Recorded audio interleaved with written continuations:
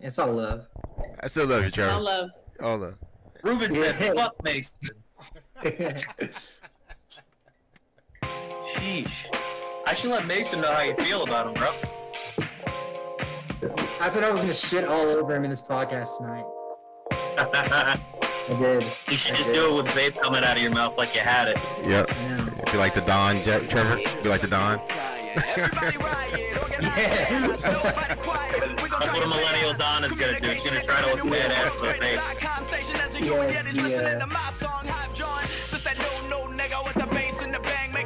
There you go. He had the chin working for him. I feel like he just tried to French inhale and failed miserably. That's how you do it, Trev. We're getting somewhere. Okay, John, take it.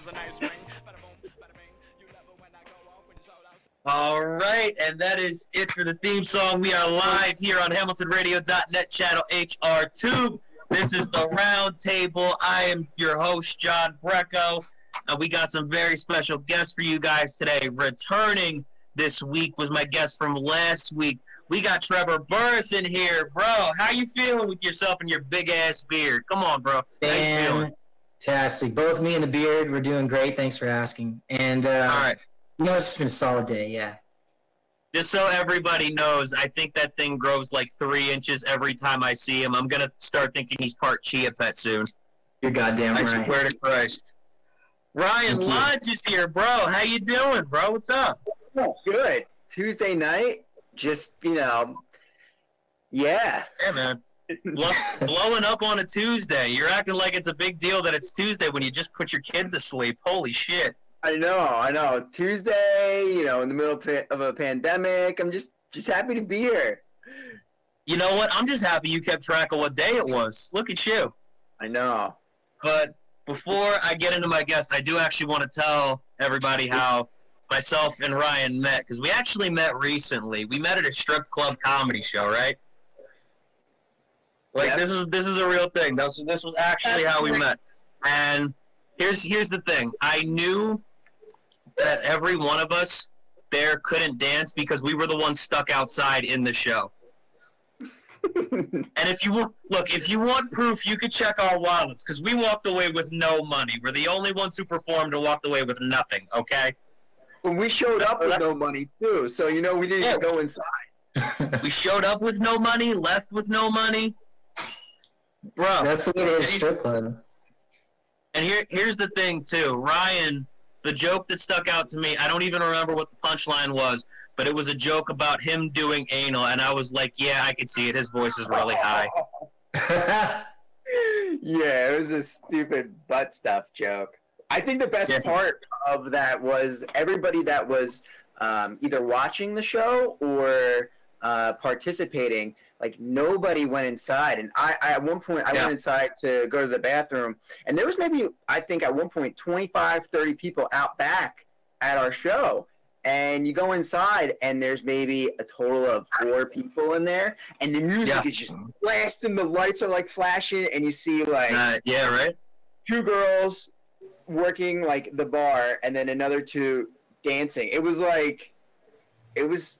I don't want to say it was sad. It was slow. Everybody. Well, I can tell you this. It picked up because after the show, I had a drunk friend, right? And we all wanted chicken nuggets from Wendy's, so we ended up, splitting 100 chicken nuggets between 3 of us. And the thing is, the line was so long, he started complaining about having to go to the bathroom. So this dude was so drunk, I actually had to walk him back in the strip club. And this is when it picked up, mind you. The security guards were there. People were walking in, all that shit. You could barely get back and forth. I'm like, this dude's drunk and he just has to take a piss. Can we just go? Like, please? Wait, real fast. How long did it take for you to get 100 chicken nuggets? What's the waiting time on that? 5 minutes. How long? It was like 5 minutes. Oh, it's 5 minutes, but it was fast food, so we were in the drive-thru. That's impressive. So, that's what that is. That is talent. No, I was. They made those nuggets like 3 days previous. It was only like $25 too. I felt like a mom that just took a trip to Walmart. They're outsourcing the work somewhere insane. That ain't real food. You know that ain't real food. That is some plastic What, Wendy's? that you ate. Oh, that's. I mean, it's drunk munchy man. food. We did what it was. It did what it was supposed to do. It did what it was supposed to. It was That there. sawdust. It was there. It was next to it. There was a Burger King on the other side. Like I didn't really have good options anyway. I get it. I totally get it. I support your decision. But anyways, we have a guest here who's busy talking shit about my fast food choices. You know, like she's not talking to the fattest dude on this fucking room. But Like, is that anyways, organic? we've got, huh? I'm like, is that organic? Were those organic? It's, Yo, are they GMO?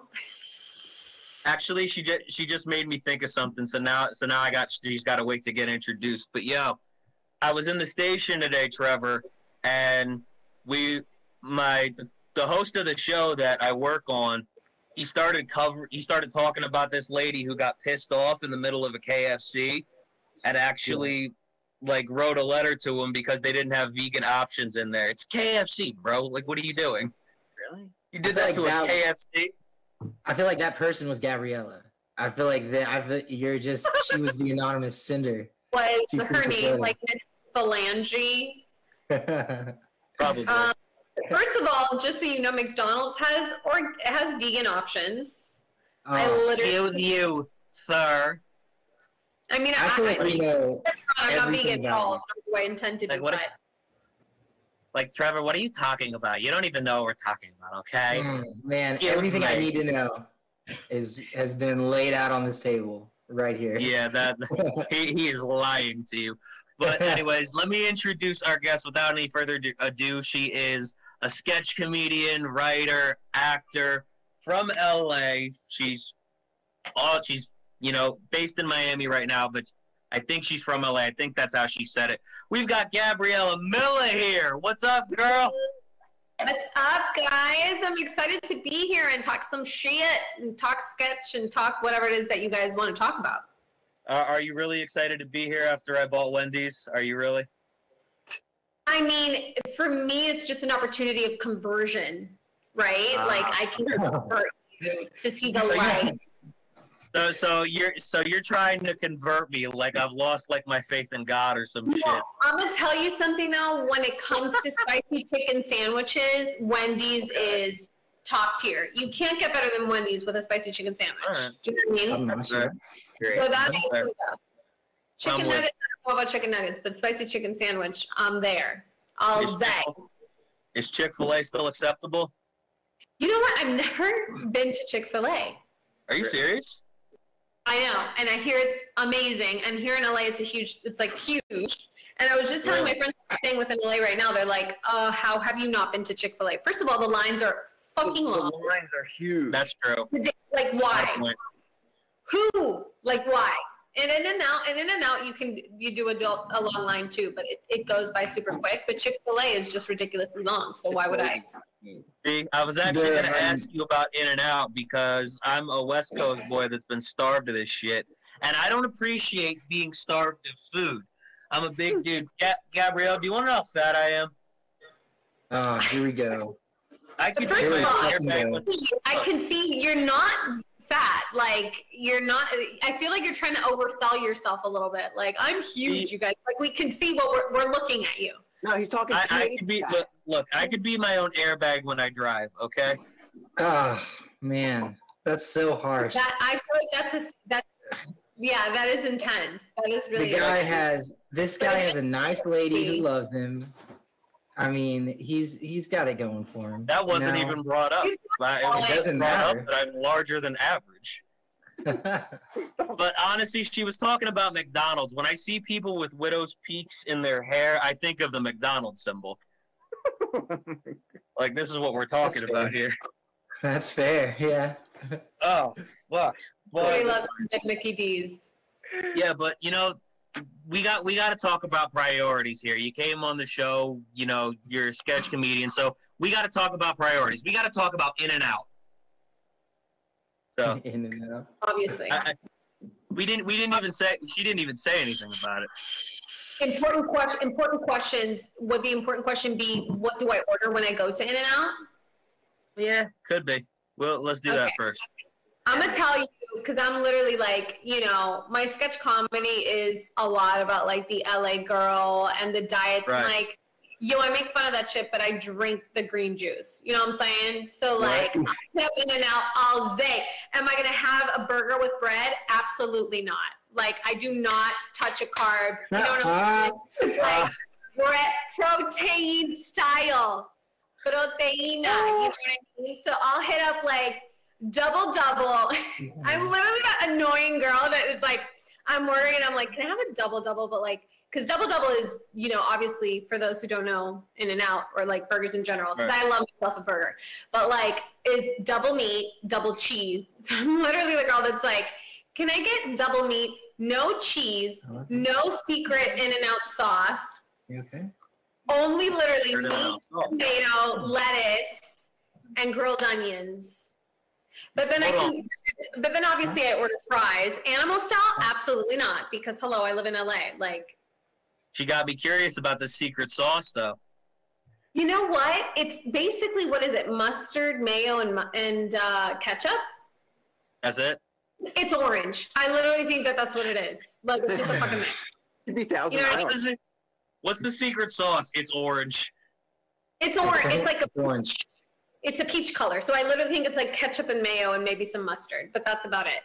But like, absolutely, like, do I post on Instagram like, oh, look, I'm at In-N-Out and say that I'm not having bread? No. I pretend that I'm like chill as fuck and that I'm carb loading, right? Like most girls on Instagram do. Like, ooh, I'm having a burger today. Bitch, you didn't eat that burger. Like, you didn't have that piece of cake. You just posted it. You know what I mean? I'm such a food poser. I'm sorry. It's just like, LA got to me shamelessly. Okay. I'll literally go to a restaurant, people will order dessert, and I will take a picture of their dessert and pretend that I'm the one who had it. You know what I mean? Okay. Ooh. So you pretend to be, basically you pretend to be a foodie, but you're just posing off with other people. I eat a lot. I just can't, I'm just a poser as well, which is like, okay. Everybody has a little bit of both. Yeah. No, I get it. That's fair. Really? I try to have all of it, but even I get full sometimes. What, with the In-N-Out with the animal style? Just with anything, with food in general. I'm just saying that even I get full, Yeah. Of course. I'm a big chip eater. Like, now that quarantine started, I feel like there's no breakfast, lunch, and dinner for me. Like, everything just melts together. Just like the days together. So I literally just will have like a bag of blue corn chips because I'm really into blue corn. Corn chips for lunch or brunch. And then just, I honestly like chips all day. They're crunchy, they're salty. So chips are the guilty pleasure snack here. No. Hold on. Can we circle back around to this blue? Can we circle back around to this blue corn chip thing? What fuck's going on with that thing? I wish I had a bag of chips. If you've never had, have you ever had a blue corn chip in your life? I am here asking you that reaction. What you have, yeah. You have no idea how amazing blue corn chips are. Like, okay. I'm about to rock your world. I wish I had a bag next to me but I ate them all yesterday. But, I mean, what could possibly be the difference, though? To be honest with you, probably not much. They're thicker. Okay. They're thicker, saltier, and I don't know what it is about the flavor. And everyone that I've given these to are hooked. So it's blue corn chips, and then you're gonna thank me for this one, chicken chips. Okay. Chicken breast. Educate this man. Yo, you know what happened too is when I first started getting into chicken chips, I was dating a dude at the time, and no offense to dudes, but you know how you guys are always like, ew, is that healthy? I'm not gonna have it. Chicken chips are not healthy, FYI, but he thought that because I'm the freak LA girl who's healthy about everything. They were healthy. And I was try a fucking chicken chip, and he never wanted to try them because he's I don't know what that is. And then all his friends started trying them. I got so many people hooked on these fucking chicken chips. It's ridiculous, to the point where he had ended up trying them and now loves them. Is it dried chicken? Is that what it is? he doesn't love them anymore. But what? Is it dried chicken? Is that what it is? Is it Chicken, like baked or like fried. It's fried chicken skin. So it's like a salad. Oh, wow. Oh my God! I'm gonna get mass stock of those for my girlfriend. Basically fried chicken skin. She'll eat the fuck out of that. Okay.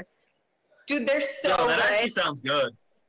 No, they're That amazing. sounds great. Really Yeah. it No, sounds I'm really a good. snack queen, especially now with quarantine. It's like I don't even have meals. I just graze and like just chips all day. Yo, because I'm Well, my not gonna girlfriend's lie. pregnant currently, so. The best part of Well, like- fried chicken when you have it is probably the skin. Yeah, absolutely. Yeah. Like, are you kidding me? Undoubtedly. Like- Yep. It should have never taken them that long to try it if we can put this together within one episode. So The I don't know flavor, what he was doing. It's more filling, et cetera, you know? You said you said you were dating him at the time, so I think you made a good decision in ending that. I just want to say that now. Just based on the blue chips I alone. agree. I concur. Just dust the shoulders off, girl. That's all. Take it off Yo. like Mariah Carey in 2005. Shaking Yeah, it right? off. Just bring it back. Yo, Yeah. I got to ask. Was that 2005? Oh. It I don't know. was Emancipation of Mimi. It was 2005, right? Oh, no. If it's far enough back where we're debating this, it's far as hell back. That's what we need to know. Best album ever. Best comeback ever. If May, just stop it right Okay. now. If you think it's different. Emancipation of Mimi. Girl. Oh, did somebody else over there say it was different? Hold my ears. Oh my. I ain't No, shit. Mariah literally just like paved the way for unbelievable comebacks. Can I just say? Yeah, Like, for sure. where is True. she now? Who the fuck knows? But that album was. She needed Yeah, that. What is she no. doing? Yeah, definitely. Just so we can have something to talk shit about Mariah Carey for. But yo, I gotta ask you this. You know, you've done a lot of sketches on Instagram, and the first thing I want to ask you, just a general question to start off. Because we've been talking about the food for the past 20 minutes, which I love. But how did you start doing sketch comedy in general? Like, where did that start? That's such a good question. I was acting, or I am acting, I guess, still auditioning in LA. And I had a manager, and I literally was like, I met him. When I met him, he was like, what are your career goals? And I was like, comedy. Like, I just want to do comedy. And he was just kind of like, okay, cute. He's like, you're brown. There are not a lot of female brown comedians. He didn't say it like that, but he was like, well, yeah, this isn't really green comedy. So I was just like, okay, whatever, kind of let it go. And then a few months later, I was like, well, I thought of a funny idea. There was this YouTube video that had gone viral of shit LA people say, and I thought it was hilarious. And then I was like, there's a lot of shit that actresses say in LA. AKA, I go to In-N-Out and I order a burger without the bread and the sauce and the everything except for meat and lettuce. So I was just like, let me shoot that shit because that's funny. And I just was having fun and I thought it was funny and I didn't even really care what I would do with it, but I just wanted to do it and I did it.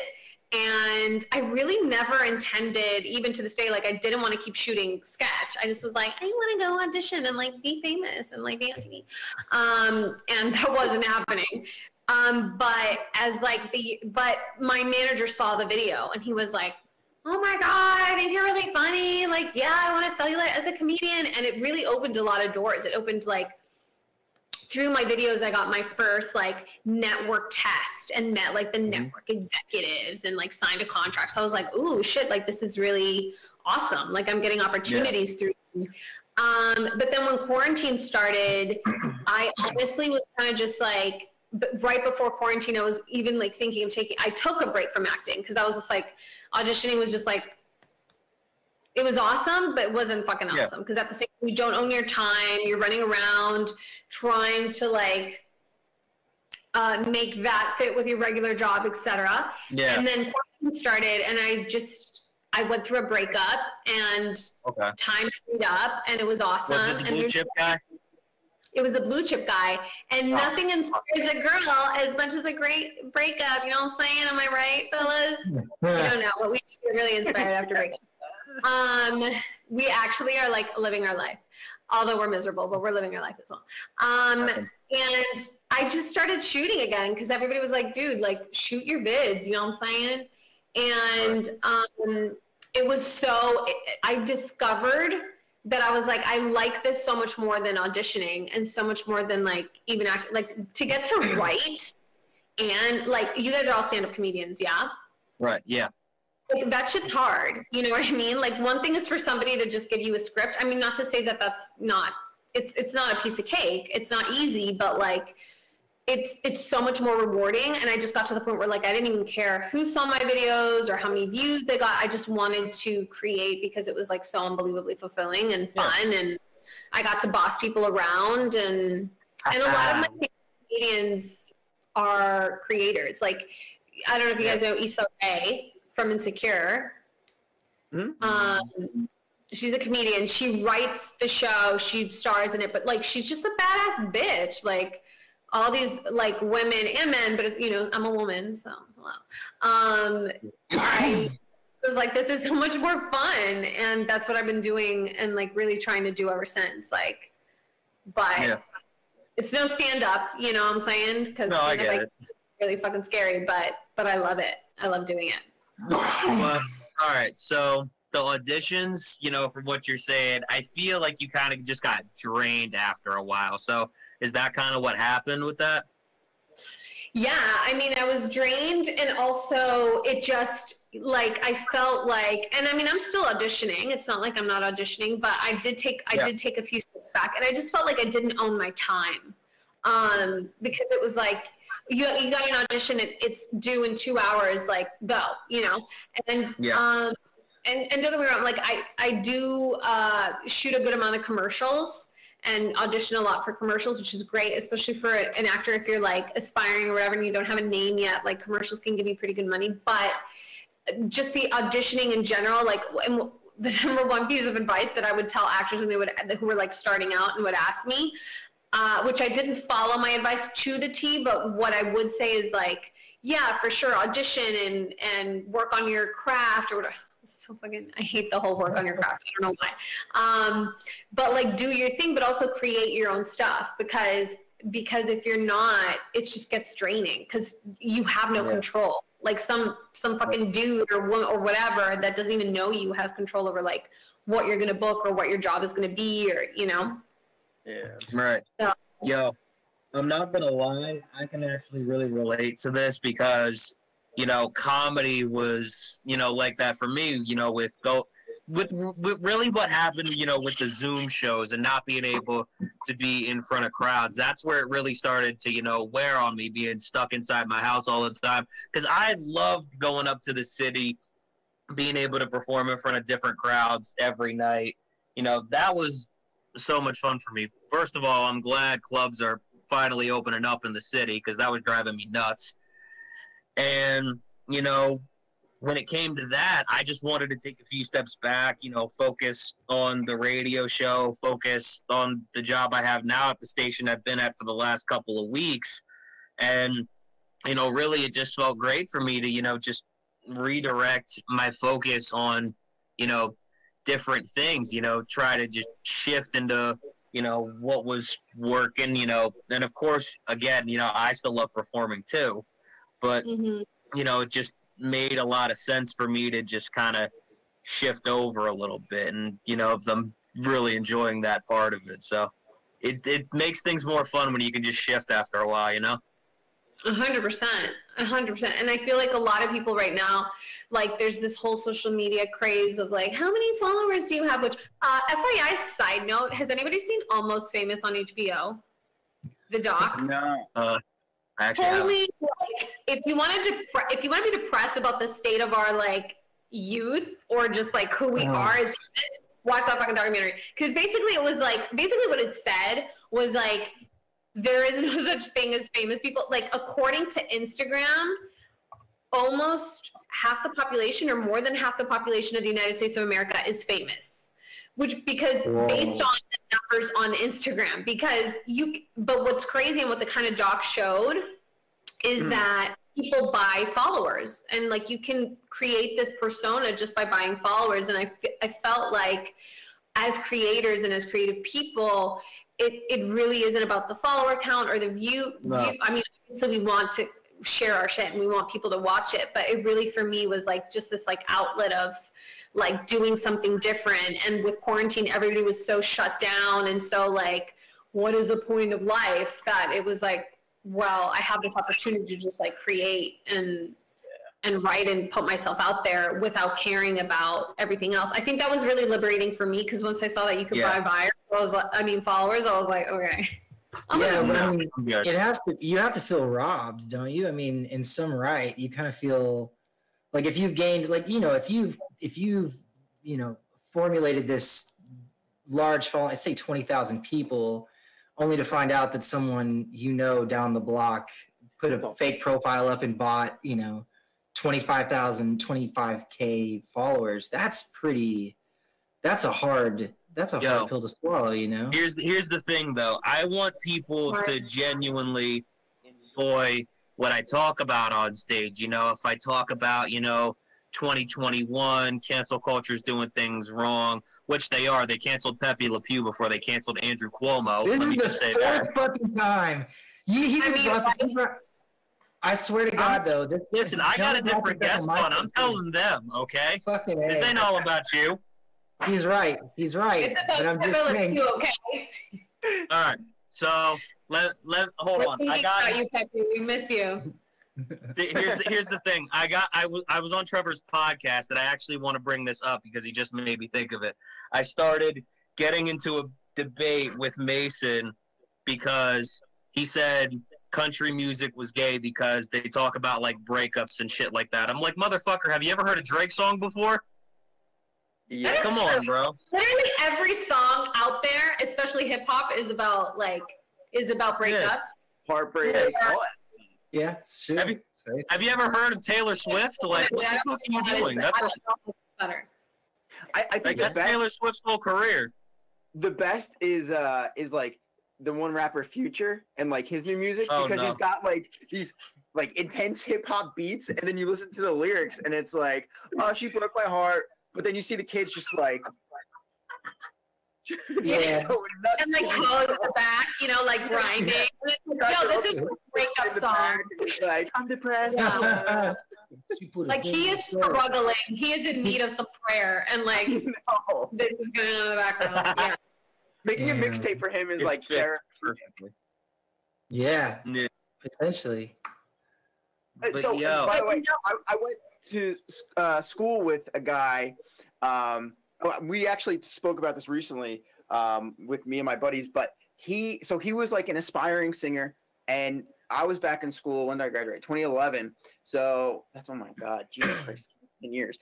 But like I didn't talk to him since, but I looked him up on Instagram the other day, and he's got like 60,000 followers, and I'm like, what?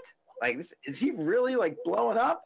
And you look, and it's all like Russian like usernames, like you can tell right away. And then to take it one step further, like 2 years ago, my buddy showed like a video of Neo, like the actual singer Neo, was like, yo, shout out to this person's name, like he's the next singer to blow up, blah blah blah blah blah.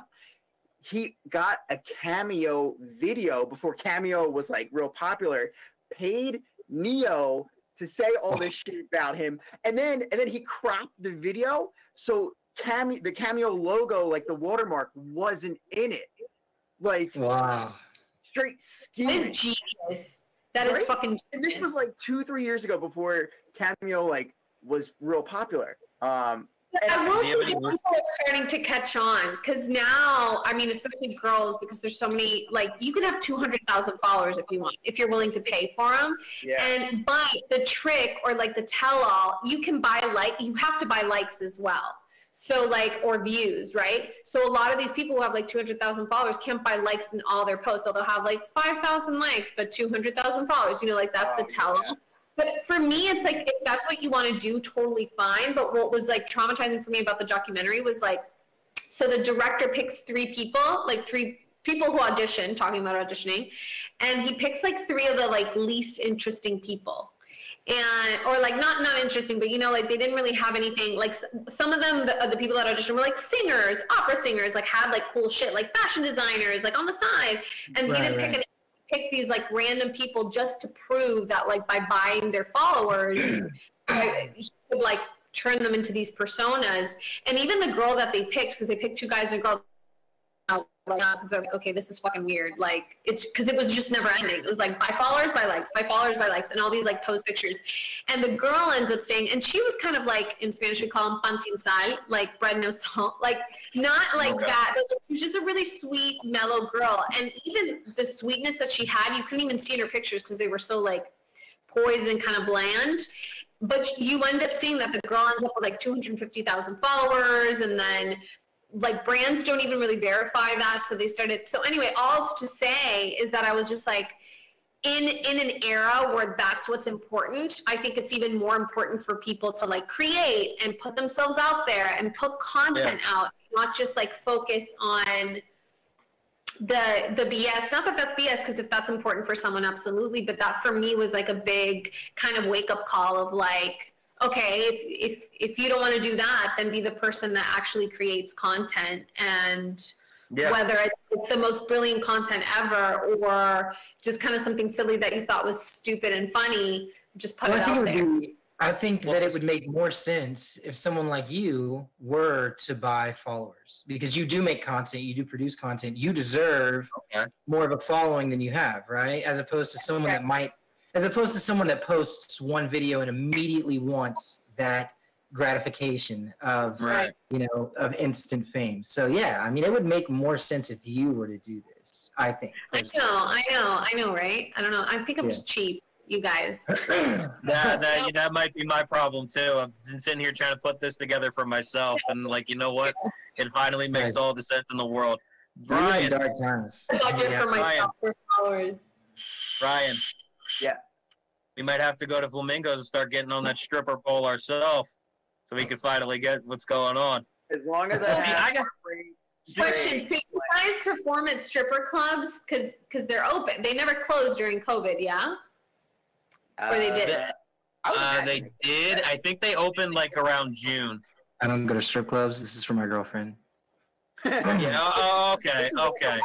We're like in a tent. This is it almost is like you're at a barbecue on a rainy day, because there was a tent, like artificial turf. There's no poles. They were all inside. The only pole held up the tent, and that looked like it was about to fall the entire time.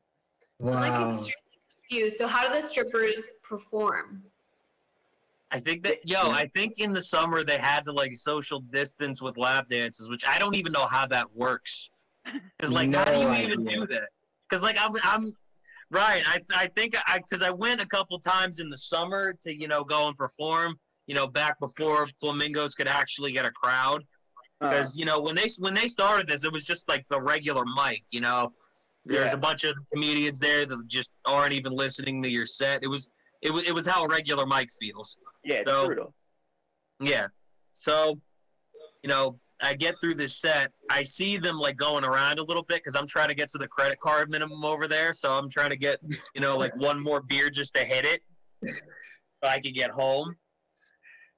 And I think that's how they were doing it. And I'm like, why would anybody even want this? Strip clubs are overrated in the first place.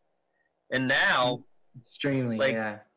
Can I ask you a question? No, I'm in a room with guys. Like, sometimes I feel like guys just say what they think I want to hear, like my friends and stuff. So when you go to a strip club, not except for Trevor, because he's never stepped foot in a strip club. Because what a fucking liar. Thank you. When you go to a strip club, do you think that the women that are strippers are attracted to you? No, absolutely not. Make money. First of all, me and I've already mentioned this before. I think on the first time that I was on the round table, but me at a strip club is a lot of this. It's just me sitting in a corner somewhere. You can't even look at anybody. There is nothing comfortable about that situation. at all because I know they want my money and I know that I don't have any money. You know what I mean? So it's like, it is a conundrum for everyone in the room. What is the fascination? Like, why do men love strip clubs? Because the image that like women get of men is that men are like, yeah, she's into it, and it's like, no, hun, she literally just like she's hungry. She has tuition to pay. You know what I mean? She's got tuition to pay. You know, herself to feed, maybe kids. Who the fuck knows? Right. So where does the delusion come from? Does it come with age or? I think me personally, I think it comes from guys who don't have game themselves. So I think it comes from. I think you're right, John. I think you're absolutely right about that because I've never had. Are you saying that because your girlfriend's in the room still? No, she's not in the room. She's not in the room, John. Technically, I'm safe. John. Technically, I'm safe because mine's in the other room, so I can say whatever. But honestly, though, I think that's, the kind of, guys that are going to go back to strip clubs again and again and again. The only time I ever even got a lap dance myself was the first time I went just to see what it was like. I'm like, okay, that was a lap dance. I could have got that for free. Now what? And it was just like, okay, whatever. So, I mean, I got through it. We hung out there the rest of the night, and, everything was all good. We had a good night. We drank. I treated it like a bar after that. Yeah. I mean, should people experience it at 18, between 18 and, like, 22? Yeah. Yeah. For sure. But, what it's like. I am such a hater when it comes to strip clubs. Like, what you said, Trevor, just in the corner, just. Yo, Ryan. Eyes to the floor. Yes, sir. Ryan. Yes. Yeah. I got to tell you this. When I was at Flamingos the last time I went, the night I met you, they actually almost lost my card. So that was me for like the past 20 minutes while they were looking for it. And really? They told me like, we don't have your card. It's nowhere in our system. I'm like, yes, the fuck you do. I gave it to somebody before she left. So either she stole it or it's here and you just can't find it for some reason. So I'm sitting there waiting. Right? And the funny thing is, Michelle Conrad comes in and she's witnessing the whole thing. Just me brooding, trying not to look at anybody. I think somebody just rubbed my arm and I looked the other way. Oh my God. Because even if I was gonna have money before, like, it's apparently lost. So even if I wanted to spend it, which I don't have it either way in there, because I decided to do stand up with my life, and radio's just starting to work out now. So I need a couple more weeks before I actually have anything. It was a problem. But where was your card? How much does a lap dance run you? The one time I got one, it was 30. 30? Whoa. Where was that? Yeah, and I'm like, buddy, you were in a barn, and that wasn't a strip club. I feel like. You know what? Hold on. It was an AC strip club. So I don't know what that is. That might be what it was. Oh, okay. Yeah, $30. That sounds $30 in AC, and it makes sense, right? Ooh. That sounds cheap. But if you compare it to like Miami or LA, I'm sure it's so much more, or like Las Vegas, it's so much more expensive. I mean, you can go to a hole-in-the-wall strip club where you see like a lot more scars and probably smells like bleach. And it'll be like, lap dance with you know what I mean? Like a living social deal. You know what it was? You know what it was, Ryan? What? Trump bankrupted all the casinos, so now they had to bring the prices down in AC for everything else. That's what it was. He just bankrupted everything, and now nobody's in there making money, and I could actually save something. Yeah. I feel like some Russian guy off the streets just convinced John to show up to his house, and John was like, "I guess this is a strip club," and they were like, he was like $30. And he was like, all right, man, cool, yeah, $30, whatever, man. Oh, no, I got cheaply dry humped with my pants still on. Whatever shall I do? Yeah. It's like a middle school dance, right? Yeah, right? Yeah. Yeah. It's like I didn't listen to the chaperone when they said arm's length. That's basically what the shit is. John, leave room for the Holy Spirit.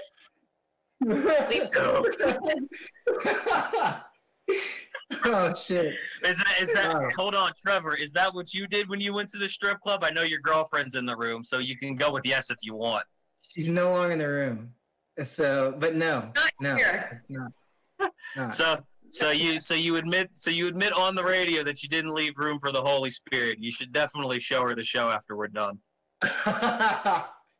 I really am the most awkward person at a strip club. I haven't been to very many of them at all, and I genuinely am just so uncomfortable. You just want to leave with your bank account intact. I understand. I think it's also my dignity as well. I want to keep that in the back pocket, you know, the old. Yeah. I've been to a strip club once for a bachelorette in Vegas. So this was like pretty top-notch strip club with obviously male strippers. Not obviously, but obviously. And honestly, they were gorgeous, like just the most impeccable bodies, gorgeous men. And I literally like felt sorry for them. I was like, because they're like, how's it going? I'm like, you're okay, dude. Like, I'm not going to pay for a lap dance. So like, you literally can chill. It was so, and then I could see like these ladies, like older ladies, like, yes, like going crazy. I'm like, get it together. Like, what is happening? Like, these gorgeous 20-year-olds are all up in like these 65-year-old ladies, like, grill. And I'm just like, how, ladies, like, what are you doing? Like, it was so discombobulating. I was so uncomfortable.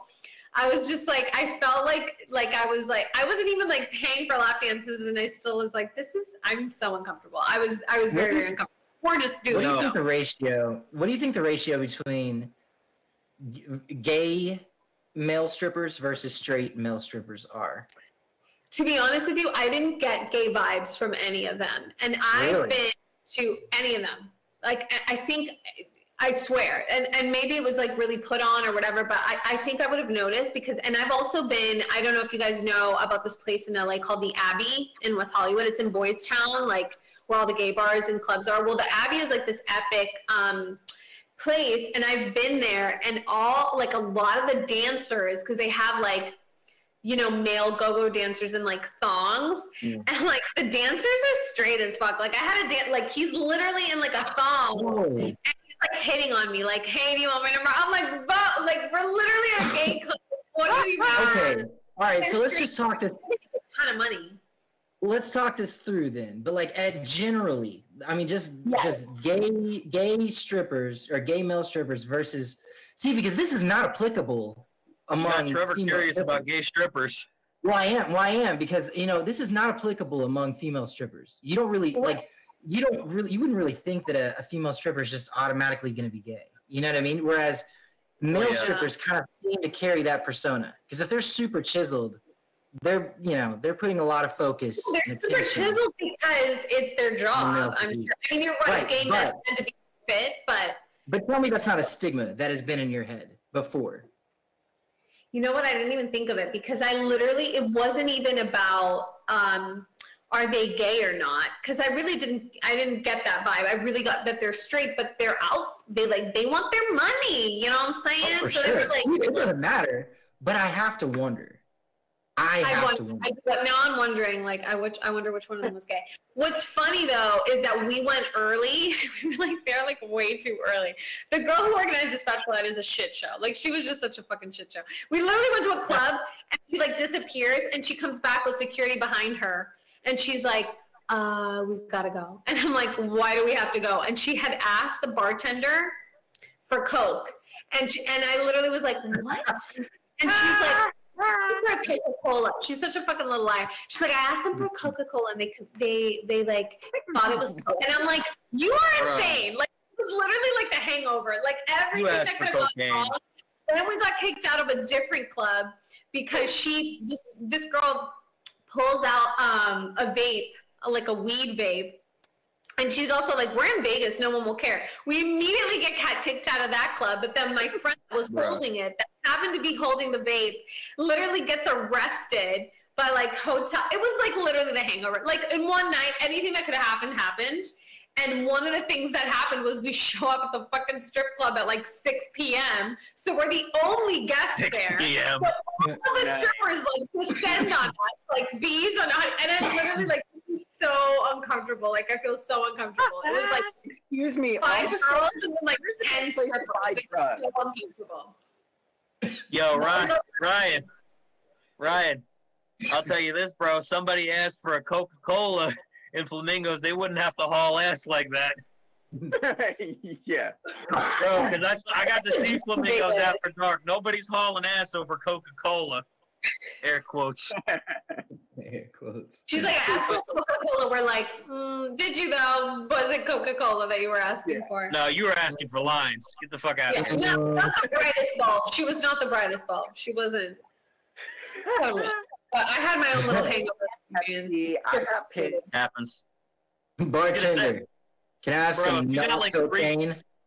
If you've got like 3 people getting arrested, you got to take the edge off with some shots. That's fair.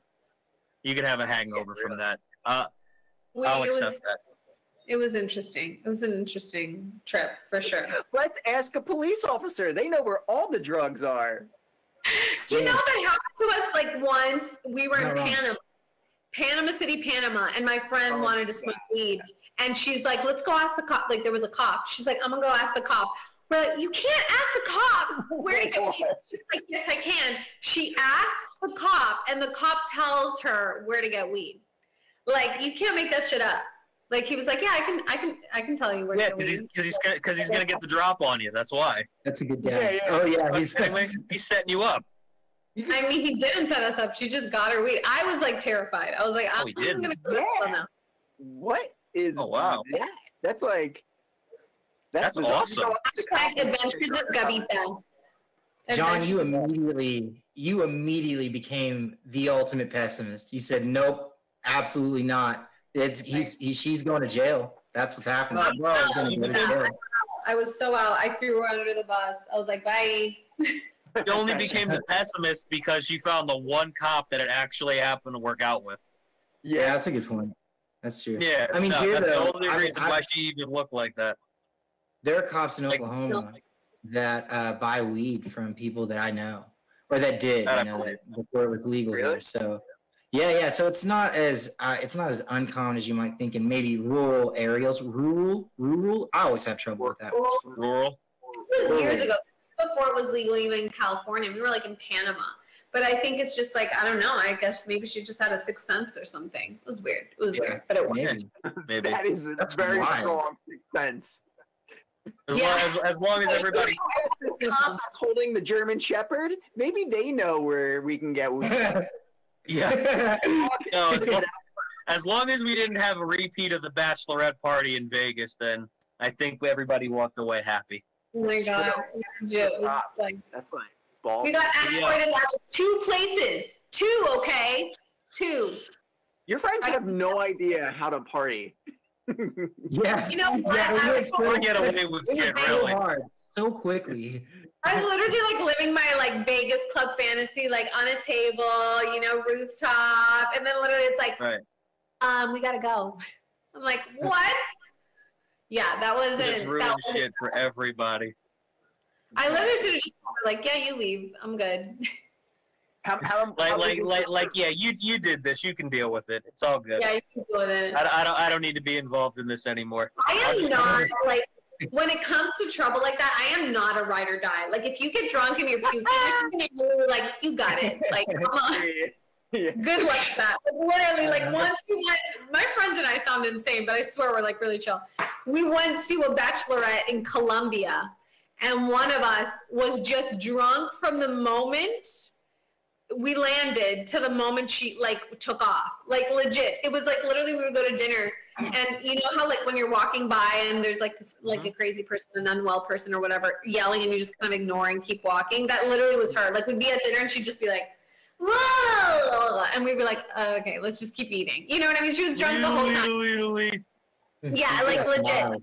And she was passed out on the sidewalk, did not want to like get in a cab or come back to the hotel with us. And I was like, she'll be fine. Like, just let her be. You know what I mean? I just like hate dealing with that stuff. I'm like, she'll figure it out. We're in Colombia, okay? And my friends are like, no, we need to pick her up and get her in a cab. I'm like, she's fine. Like, she's good. Like, I have a good feeling. Like, Oh, you have a good feeling.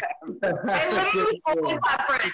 Or like if we were partying and one of them started throwing up and was like in the bathroom, I'd be like, "You okay?" But like, please God, please, I don't want to help her. Like I just was like, I'm awful when it comes to that stuff. I do not do well.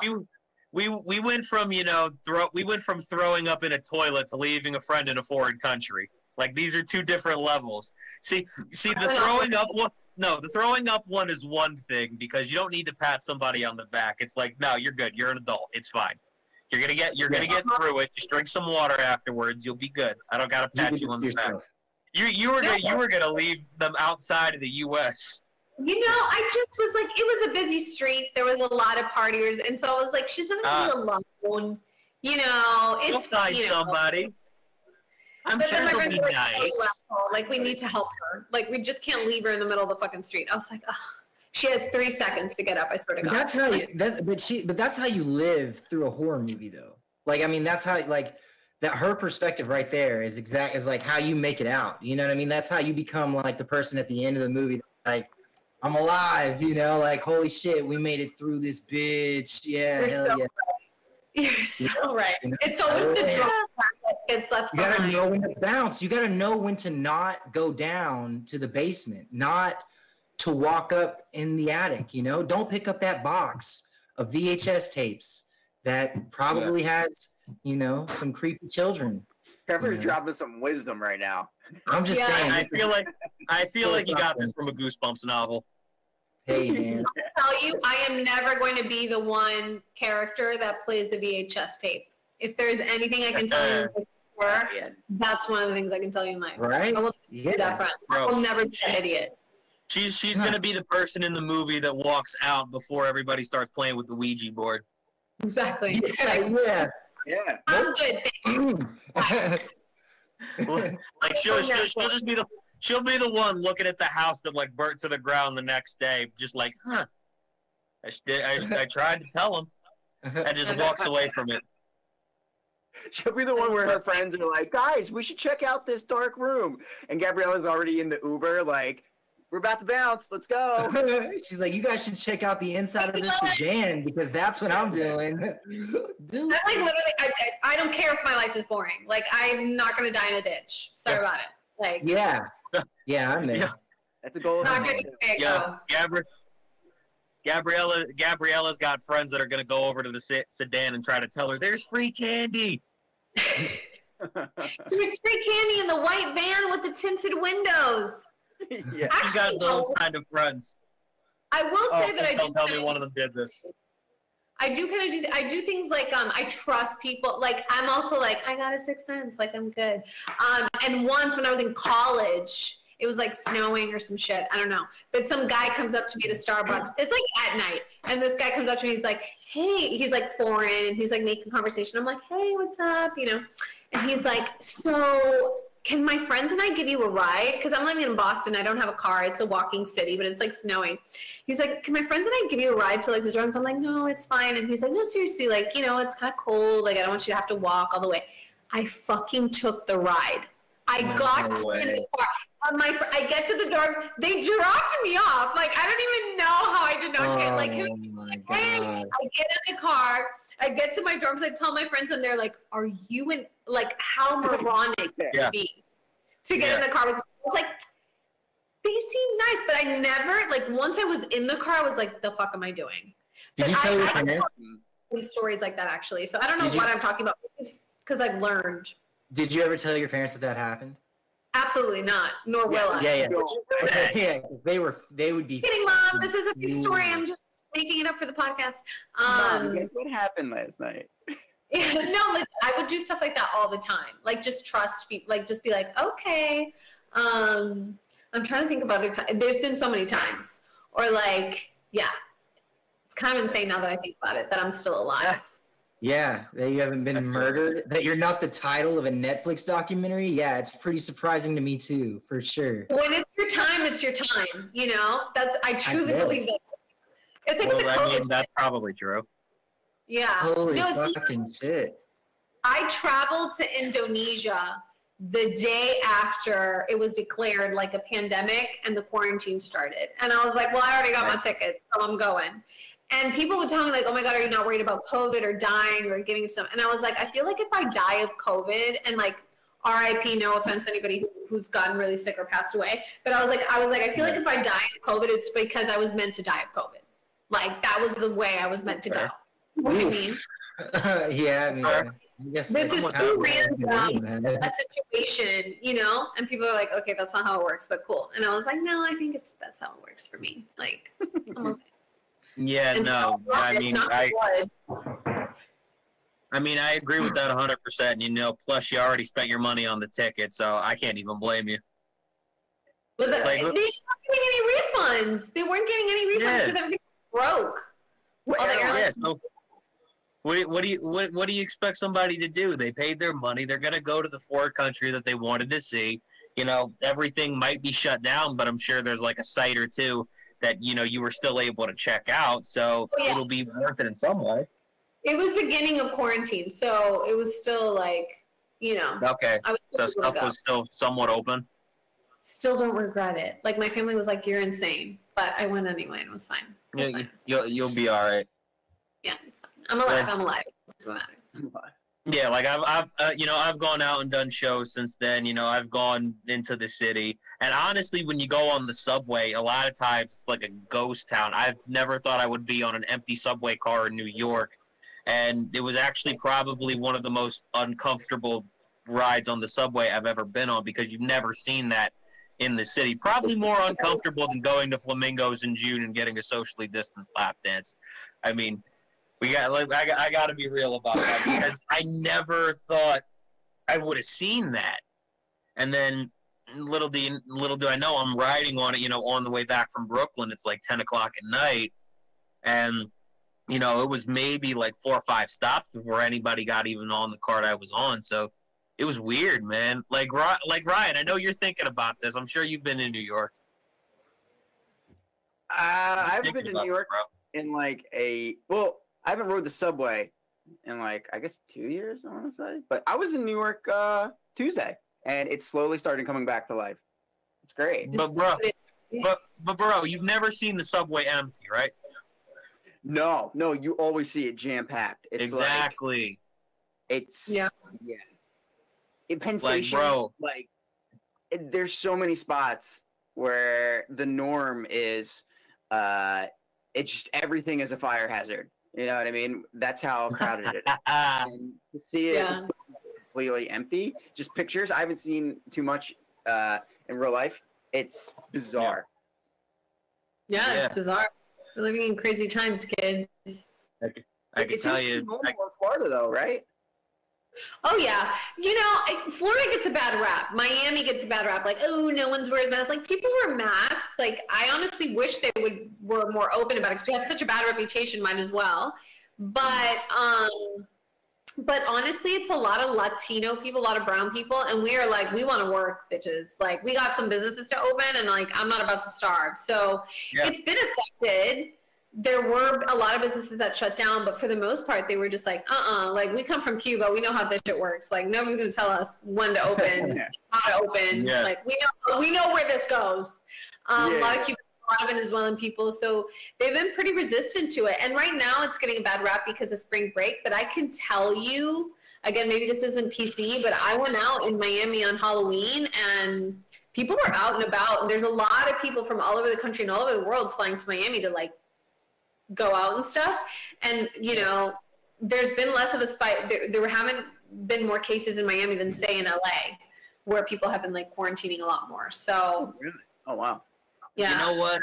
Honestly, I think, you know, when it comes to people, they're sitting here acting like, you know, they've been cooped up inside their house for like the entire past year. And you know what? Like, you can't survive like that. You know, you got to at least step outside, you know, once in a while. I'm not going to sit here and pretend like I haven't done shows. I haven't been out. I haven't been to gatherings at all in the past year. I was at a fucking baby shower drinking this past weekend. So, like, It's I'm not not going to sit.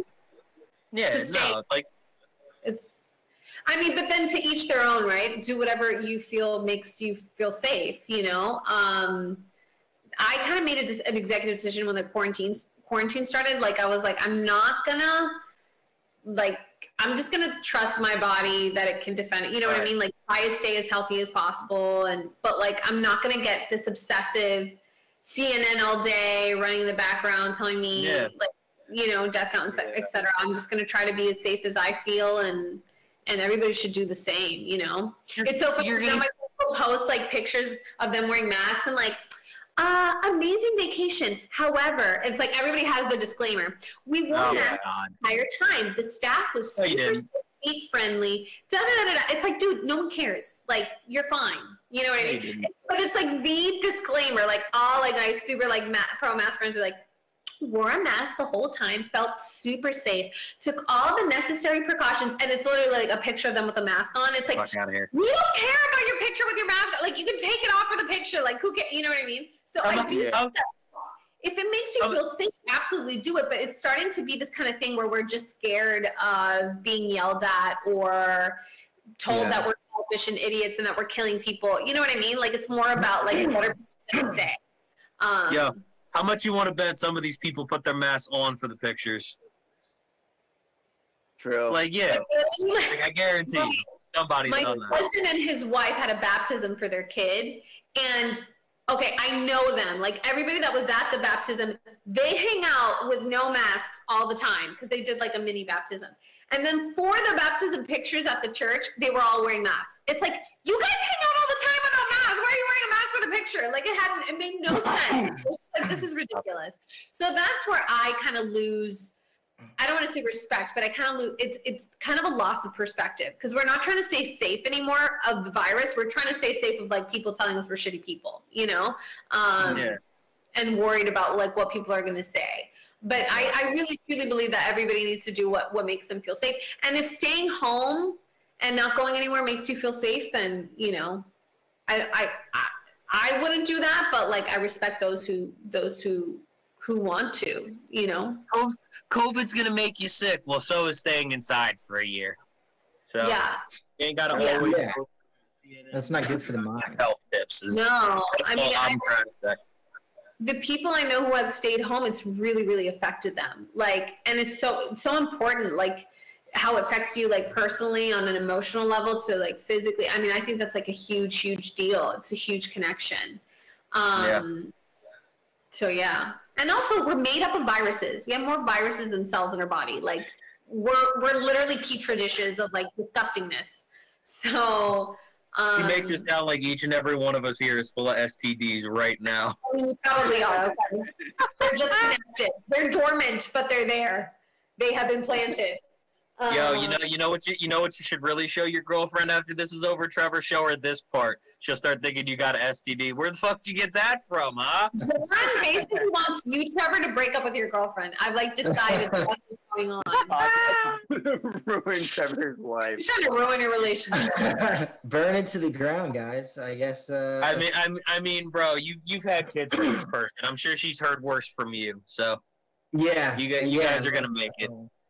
I will say, I will say on the COVID note that I've had this conversation with so many people, and I personally don't think it has. I don't think that it matters what our perspective of how everyone else is using the mask system is. I don't think that matters. I think that what matters is that the people that are susceptible to this are susceptible to this. So I think it's still important that we maintain that mask mandate in like enclosed areas. Now, I will say that it's comical to see people like in their cars or to like riding motorcycles that have these masks on for the purpose of COVID. Like, I think that's ridiculous. That's comical, but I don't think it's a joke that, I don't think that you guys think it is either, but I think there's a, certain amount of people in this nation that are kind of, making it a joke, making people that wear masks,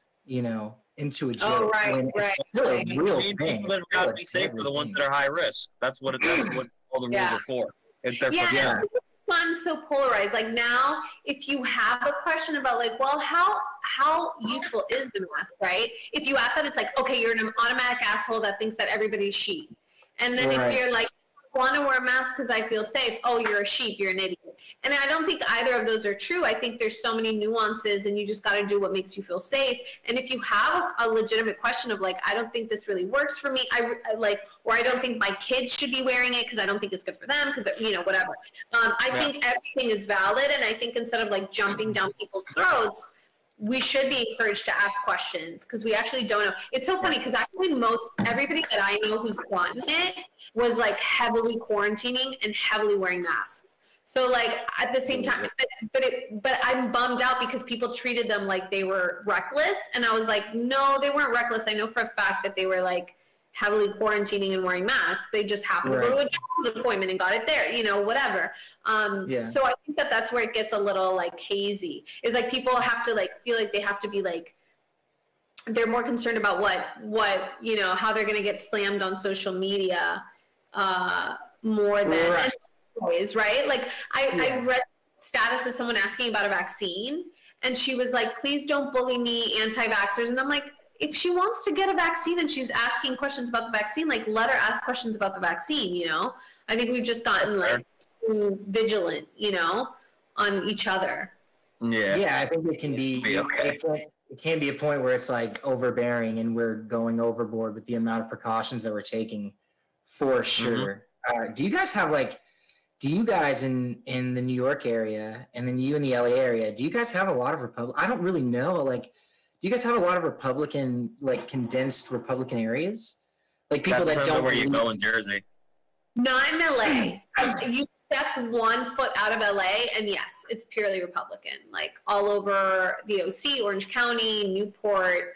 I went to Newport or Laguna Beach a few times in like June, and absolutely no one was wearing a mask except for staff at places that I would go to. But other than that, no one was wearing masks, which I think is really interesting because I had never really experienced like what they call the bubbles, like, oh, LA is such a bubble, but it really, really is. Like you take, and it's even within LA, like I think there's like areas where people of color live, like it's completely different than the rest of LA, but yeah, I find that LA is definitely a bubble. Like the people here are quite disconnected as to what's happening around because it's so different. Like to beach. I think in North Jersey, you don't have too many of those. When you go like South Jersey into like, cities like, outside of AC, like Cape May area, you've got that stuff. Yeah, there's a lot of, conservatives around there. But, up north and by me, not really too much. I see a good amount in because I'm in healthcare. So I see like a lot of the orthopedics and like a lot of just healthcare people in general, like they're heavily Republican, really conservative. Really? Yeah, but it's weird though, just because like it's like, you see like these hardcore conservatives, the majority of them, well, I mean, take a step back. I guess some of them, with the hardcore conservative ideals, like they might not believe in the masks. And I work with some of them, but they're also in healthcare. So when it comes to like the stats, like, how do you, I'm sorry, go ahead. I want to let you continue. Go ahead. How do you, how do you conversate with people that are just disregarding data, that work in the industry that is meant to protect us, the rest of us? You probably don't say conversate. Yeah. How do you?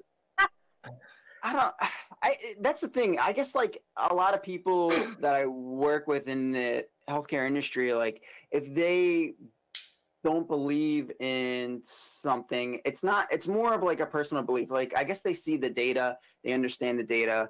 Like everybody that I work with, for example, conflicting data, no? There's because there's a lot of conflicting data, no? Because is the survival rate still really high, 99.8 or whatever, 99 point for anybody under the age of 60 or 40 or something? I think you're. But yeah, it also goes into higher. I'm not sure. If you like break it down, I guess you can like you can make a study for anything and make it say whatever you want to say. Like the people that create studies will control the narrative, and that's what a lot of it is. So I mean, there's generally, I'd say the majority of data I've seen, like when it comes to masks, when it comes to like the virus and everything, I believe in it, you know, just because it's tough to like go against numbers, you know, and I mean, I don't know. It's weird. Like that's like I said, you know, it's very conservative up here. I guess where I work and every day, but at the same time, it's like people follow the rules. I don't know, not follow the rules, but like they go with it. And I guess because the areas that I work in too, like John, you might know Holy Name Hospital in like Teaneck area in Bergen County. Okay. That was the epicenter back in like March, April, and just hearing like all the numbers of the people dying and stuff. And then like one of the other hospitals that I work at up in New York, I work at a bunch of different spots. Like we lost like 2 coworkers. I mean, they had like underlying health issues already, and then they got COVID, and then they passed away. Well, and it's not like everybody takes it pretty seriously up here, but at the same time, New York, right? You're in New York State. I'm like North Jersey, and I go into New York and Jersey. Yeah, you're in Bergen, right? So that's North Jersey. Yeah, so it's a weird blend of like conservative ideals, but the things that they practice are very liberal, I guess you could say. It's kind of hard to explain. I don't know. All right. I think I kind of understand what you're saying, because, you know, they have like, you know, different ideas on the virus that, you know, may not necessarily be publicized. You know, people aren't talking about, you know, exercise when it comes to the virus, for one thing, you know. And here's the thing, you know, because you know, I go to the gym a lot. Obviously, I'm not lifting a lot of weights. I think, you know, we can see up here that, you know, I'm not really getting on the elliptical too much, but, you know, I go in there, I lift weights, and, you know, when everything was shut down, I was using different like household stuff, you know, just because we couldn't go anywhere. So I bought battle ropes for like $40. I was doing stuff with that, you know, almost every day. You know, I was using my spare tire to do curls with. You know, my girlfriend's dad, you know, because he works on cars, so he actually let me borrow a couple of spare tires that were a little bit bigger when the other one started, you know, getting too easy, when, you know, it was almost getting because it was almost getting pointless, you know, because I was already starting, you know, with like high reps with that, because it's only like 50 pounds, so it's not really too bad. So Did it have that? I actually have a question, because you guys have mentioned data a lot. But the data that I haven't been checking lately, because it's just gotten overwhelming, but the survival rate is still really high, though, right? It's 99.8 for anybody under the age of 40 or 60 or something? Okay, the issue with that is that it's not just about how many people are surviving. It's great to see that people are surviving, but the lasting respiratory issues that are coming with the virus, I mean, that's also important. I mean, those numbers are significant as well. So yeah, people are living, and that's great. But people are also dying, and then people's lungs are slowly deteriorating a lot more quickly than the natural cause of events should. You know what I mean? So, like, it just fucking sucks all around. Especially if you have a comorbidity. But I think that Ryan's actually on a good point where I can't remember. Well, John, you just said that too, that I feel like, again, the focus is like, I feel like we should focus as a nation on, like, the number one comorbidity, because I know most people that die of Crohn's because they have comorbidities. The number one is heart disease, and like no one is ever interested in addressing like the really, really like deeply rooted issues that we have in the U.S. of heart issues. You know, heart disease, diabetes, you know, obesity, all these things that are like really causing people to affect their lungs a lot in a lot more serious way. I know I had COVID in July, and I was like, you know, kind of unwell for 4 days, but really only lost my sense of taste and smell. And it's different for everybody, right? Which I think is really important. But I think like what COVID has come to taught us is that we have a lot of underlying health issues that we're not addressing. and COVID's gonna fuck with you if you don't address them. You know what I mean? And I think that that's been a huge like misstep, not only of the government but of the healthcare system. Which, you know, there are a lot of people in healthcare that are amazing, but it's also treated as a business. So, which I don't think is really like beneficial sometimes for a lot of people, because I remember I had a lot of health issues in my late teens and early 20s and stuff, of just like autoimmune issues, and I, you know, was in and out of doctors' offices for years that like wouldn't take me seriously, or, you know, prescribed me on drugs that later came out being recalled because they were drugs that were really horrible for your system. So it's just a lot more complex than people are making it, you know. I do think the U.S. has had like a serious healthcare issue and a serious like nutritional issue for years, decades. And I think we're really seeing the effects of that with COVID. My show is never this political. I know, this is disgusting. This is weird. We're comedians, but we also have death. Also politics. What's everybody's favorite strip club? What's everybody's favorite strip club, you guys? We We went did go to from to politics, and that's pretty good. I know, right?